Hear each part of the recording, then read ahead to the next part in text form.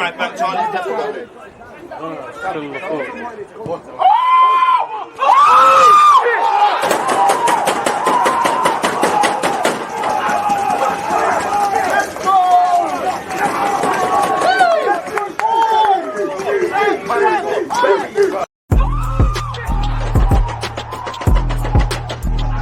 There's always just that active and that defending. I think it's like.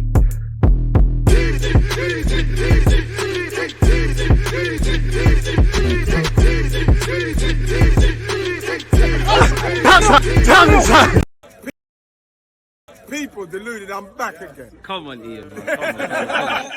Come on, Ian. Come on, Ian. People deluded, I'm back again. First things first, people. I hope you're all doing well and safe. Hope you're all having a progressive week. Hope you're all making progress in your personal and private lives, moving that much closer to your goals, hopes, dreams, ambitions, and aspirations.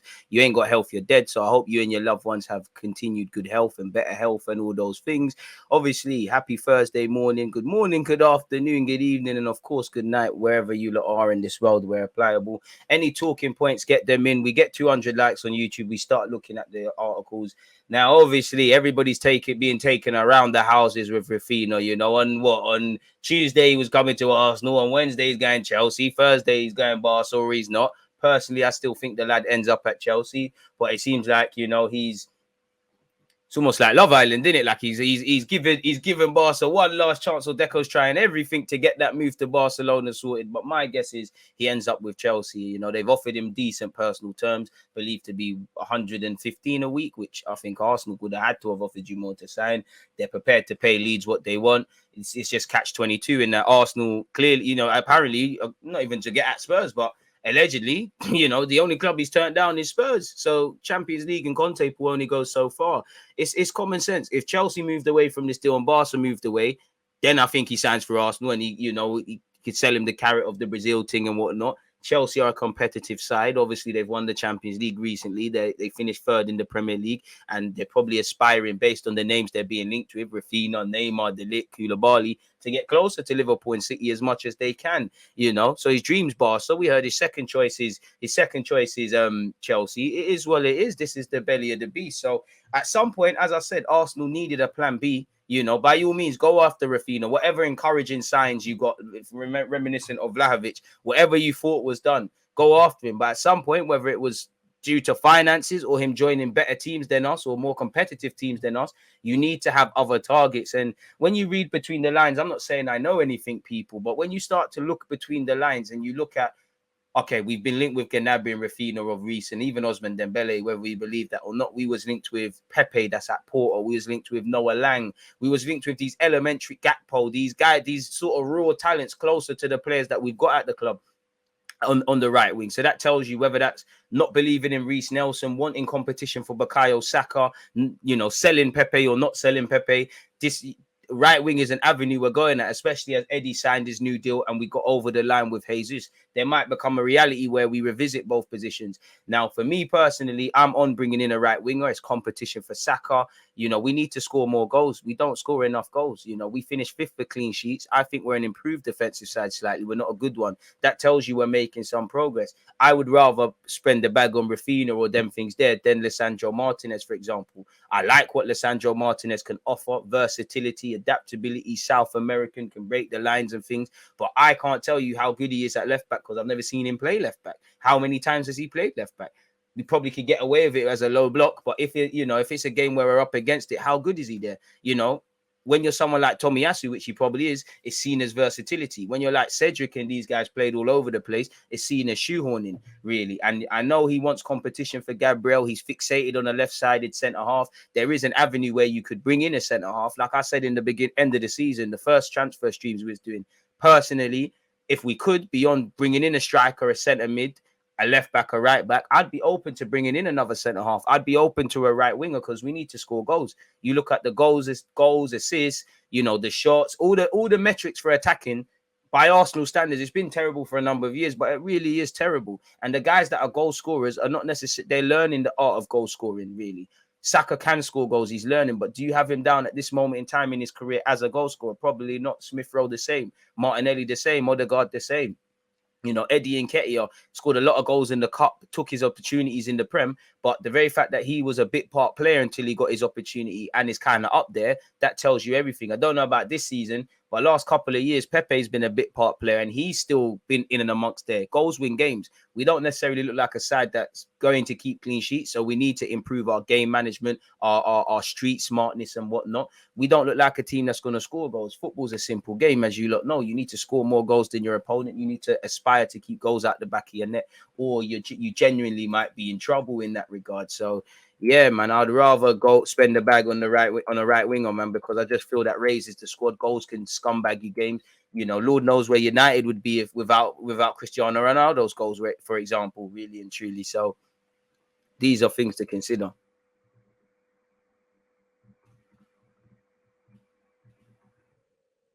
Sorry, be making a timestamp. Here we have it. So yeah, man, that's how I'd look at it if I'm honest with you.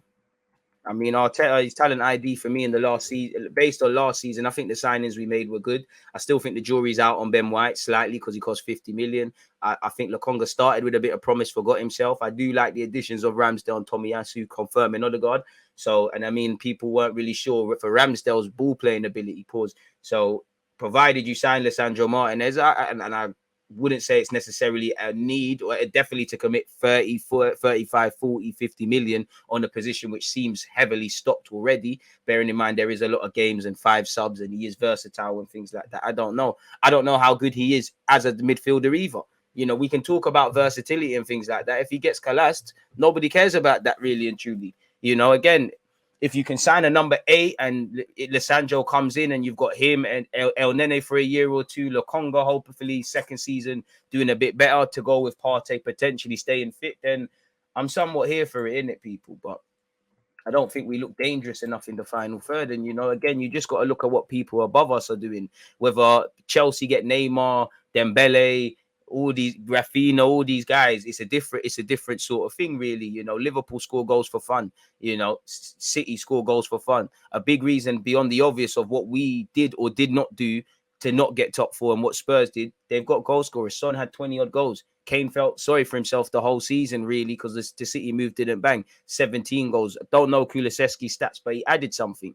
You know, the young lads that are trying to learn, if they don't score goals or make the difference, we're in problems. So I do think we need stronger attackers, and I would like a right winger, but it don't look like we're getting Rafinha. Can't see the Gnabry thing happening. I mean, if you could find Rafinha and these sort of guys when they're at Rennes or at Sporting Lisbon before they come on the scene and everybody's gassing them and whatnot, then I think that's an avenue. But the club must have other priorities, you know. Rafinha, it looked at one point Chelsea had other ideas. Barca were broke. It looked like we could take advantage of the situation. That wasn't to happen, really and truly. People are moving faster than us and at a faster pace. And my opinion is I can see him going to Barca, but just based on what we hear, Barca won't have the P's. So he goes to Chelsea. So we just have to move on, really. But again, get to 200 likes. We'll look at exactly what's going on with Rafinha and all those things. Shout out to the Twitch ones as well for being tuned in. So we'll have to see how a lot of this develops, people. What are you lot saying in the comments? Big up, James. C, appreciate you. Good morning to everybody else, man. Good day to you as well, man. DJ, I think the Jesus announcement might be tomorrow now. I just see something on Twitter about Jesus at the Emirates today. Send the link. Rafinha's agent doing his job using both London clubs to help Barca find that brown envelope with 60 million they have hidden under the sofa for a rainy day. Kudos to them. Amen. Couldn't have pulled it in any ways. DJ, I have a strong feeling Barca are going to sneak in Rafinha by next week. I mean, if he don't sign for us, then you'd rather him go to Barca than Chelsea. And by all means, if that's his dream, let him go and do his thing. But I don't know, man. It seems like there's a lot of games being played. 115 is not that expensive at all. Barca are just waiting on the De Jong money. Again, with his impending move allegedly to Barca. I mean, to United. Dybala makes sense. I don't think it does. You know, I don't think it does. You know, Dybala's a lit player, would be good for us. Who wouldn't want Dybala? But the finances, it don't make sense. I'm not saying no to Dybala. He can play everywhere, but he's probably more comfortable as a false 9 or in that quote-unquote 10 role. You've got Martin Odegaard, you've got Smith Rowe, you've brought in Fabio Vieira. I'm not saying don't bring in Dybala despite this, but he doesn't really solve anything for us, really, apart from being a wavy player. Once we get past the fact of he's a shiny new toy, and I mean, in theory, he could make the difference in that, but I can't really see it, man. It's a bit like Ozil with him. I don't see him as someone to be relied upon. He's someone that can shine when other people are shining. He's not even that good. Why are we moving like it's Messi? I don't think anyone's moving like Rafinha's Messi, but he's lit still. Shout out Tony. Oh, no Newcastle banks, mate. He'll end up at Arsenal. I hope so. I hope there's a next twist and turn, and this is just a crazy game being played by Arsenal. But I think the club have got about 100 million left in the budget after buying Jesus. If you look at us offering 50 million for Rafinha and 35 for Martin, it's good to know we've got bread. Crazy. Goal scoring wingers are hard to find in this market. We'll find them. Someone's done it. You got to find them or develop them, man. We can't keep, I think that's a very I'm not saying you necessarily, but I think these are things that Arsenal fans hide behind a lot. There's not really any strikers out there. There's no wingers out there. Who's going to replace Xhaka because there's no midfielders? Of course, it's difficult. You can't just list bare players. There's not a whole list of players that can improve Arsenal to a level we want to go to. But that's a cop-out. We can't sit here and name 100 guys. These lot have specific scouting programs and things like that. Go and get the job done, because in a couple of weeks or next year or next January, we're going to be talking about some right wingers and strikers and midfielders that we're not talking about right now. Leeds signed Rafinha for about 17 odd million quid. They're laughing if they make peas on him. So I think it's a bit of a cop out, really and truly, if I'm completely honest with you. Rafinha wants Barca, no need to bid for him. The reality of it is that we'll keep Pepe and use him in Europa League. I mean, I hope Pepe can get some sort of role in this squad and things like that, and we can move forward. But I think for Pepe's sake and Arteta's sake and Arsenal fans, they should just move on, because it just feels like it's the same with Ainsley Maitland-Niles. It only lasted for a second, and then we're back to where we revisited. And I don't really have time for any of this, man. The Sancho and Telemans and one target, man, then we've had the best window easily. I don't think we're going to get a target, man, if I'm honest with you, but fair play.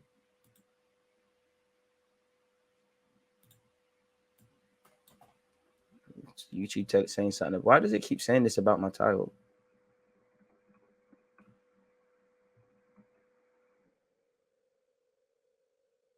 Fair enough. Don't know why I keep saying that, man. Don't know why it keeps blackballing my titles of my videos. What's the beef? Fair enough. Don't know what that is. Any opinions, keep them coming. Rafinha brings depth to the club. Arteta has little faith in Pepe. Facts. I just hope we have other targets. By all means, we're not a Champions League club. We're not the Arsenal we used to be. So you need to be prepared for people to reject you and turn you down and go elsewhere. It is what it is. Ooh. Apparently. Can't even play the... In fact, you know what? Let's take that risk, man. I pause, man. Say, folks. Smash the like button. But again, just to show you a lot quickly, allegedly,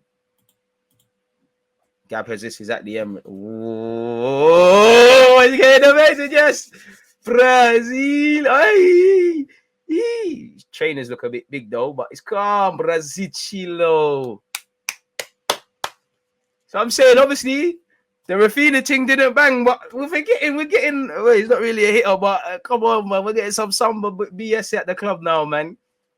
We're getting something. If he hasn't got a Digicel sponsor or something, him and Eddie are doing it wrong, but come on, GS9, GS9 is here. 15 to 20 league goals next season, big man. Please, allow me, man. Allow me.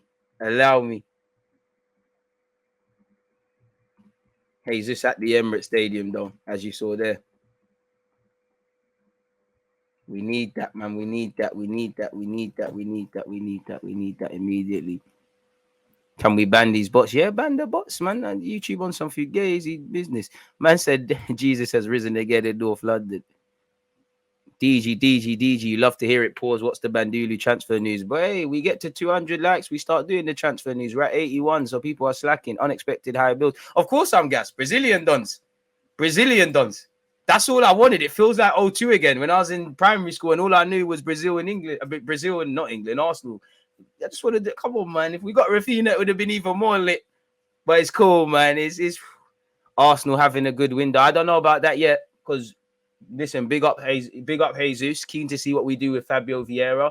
I can't verify Matt Turner. I don't know if he's good or not, but Matt Turner, you know, second choice keeper. Marquinhos, hopefully the minimum is he makes some money for the club. But for all the talk about Lisandro Martinez, Rafinha, but let's remove the name Rafinha and say right wing. In terms of addressing right wing, centre mid in Tellerman's case, versatility or whatever in Lisandro Martinez, none of these ones are over the line. So I can't count my chickens before they hatch. And I have to discount a lot for training purposes. As I keep saying, we could have got Rafinha. You can have Jesus and Odegaard and stuff. But I need to see more movement, more playing in between the lines, more relationships being built on the field at Arsenal. We see it on occasions. The goal we scored against City, the teamwork goal against City, teamwork goal against United, the teamwork goal against Southampton. We have scored some good goals on occasion, and we've seen, particularly, I would say, Odegaard and Saka, Tierney, when fit down that left-hand side, there's some good play, but that needs to become the minimum. You know, Liverpool City do that 100 times a game. I know we're not them, but you get where I'm going. You just need to look at them. Allegedly, he's getting announced today. I don't think so, though. Speaking of Brazilians, how much do you think Anthony is worth? If we can pay 50 million for Rafinha, how much can we put in for Anthony? Probably a similar fee, but in my opinion, he's got his heart set on the United thing. United have done the groundwork. You know, obviously Ten Hag tax as well. It is what it is. This is the only good signing we've made. Don't know about the other dons. We'll wait throughout the season. Fabio Vieira as well, but I understand that. In terms of immediately impacting the 11, I would say only Jesus. You're right. But especially end of the summer. Again, as I said, I'll give the club until the window is complete before drawing conclusion. All I care about is there's contingency plans. By all means, show your intent to go and get Rafinha. But if he doesn't sign, bring the next one in. There are some Arsenal fans that will do it, but I'm not going to be the Arsenal fans say, oh, we tried. There's no trying. We tried to get top 4. We didn't get top 4, so we're not in Champions League. 2 unknown kids, 2 MLS signings, 1 backup City striker. That's exciting. Rowan, a bit more optimism, man. Arsenal don't buy superstars. We develop superstars. Arsene Wenger, hype. Look for dons in so-called lower European leagues in South America. I hear that. And make all the superstars. We got some demons in Martinelli, Saka and that, but let's buy some superstars as well. You get me? DJ, if we sell Pepe, would you keep Nelson as a backup for the Cup and Europa League games? Yeah, probably, but I still think Nelson needs to either leave permanently or go out on loan and play somewhere properly, man. Best Brazilian in the league. Oh, December 2022. We're not even going to talk. We're not even going to talk too much. December 2022, when you see certain 6 times. Getting a right winger is absolutely crucial. Saka can't go another full season. Hard to be playing on the wing, playing alone on the wing. Plus, there's a World Cup. We saw at the end of last season that Saka was struggling. It's a must we get right wing. I hear that. But we had Wenger, though. This is Arteta. I am sorry, but Arsenal hasn't been good in the market. We are the kings of rumours, but in the end, we will play with Granit Xhaka on the starting 11 again. Jesus and Fabio are good signings. I hear that. He'll be an asset to Arsenal. I think Arsenal gives Rafinha like 150 easy. Is his personal terms really that big of an issue? Rafinha, I don't think it would be. It's just Barca is his first choice. Chelsea is his second choice. Unless Chelsea say we're exiting this, or Barca say we're exiting this, and they give Arsenal a free hit, then it's a myth.